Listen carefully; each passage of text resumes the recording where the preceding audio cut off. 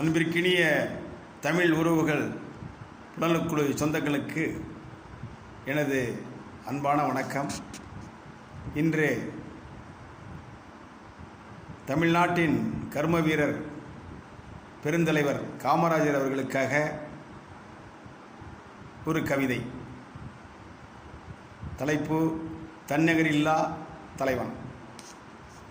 விருதுநகர் வென்றெடுத்த வித்தகர், வாடகை வீட்டில் வாழ்ந்திட்ட முதல்வர், ஏழை எளிய மக்களின் தொண்டர், ஏட்டை புரட்டாது ஏடுகளை தந்தவர், கல்வி கூடங்களை திறந்த கல்விக்கண், கற்பவர்களுக்கு மதிய உணவின் நாயகன், பசிக்கு உணவளித்த படிக்காத மேதை, படிப்புக்கு பள்ளிக்கூடம் தந்த கல்வி தந்தை, விடுதலைக்கு சிறை சென்ற அரசியல் ஆத்மா, வீதியெங்கும் சாலை அமைத்த கர்ம வீரர், 3 முறை தமிழ்நாட்டின் முதலமைச்சர், முக்கியமான திட்டங்களுக்கு முத்திரையாளர், தொழிற்சாலைகள் நிறுவிய பொது மனிதர், தொடரும் போராட்டத்தின் சிறை மனிதர், தனக்கென வாழ்ந்திடாத தன்னகரில்லா தலைவர், தலை வணங்குகிறேன்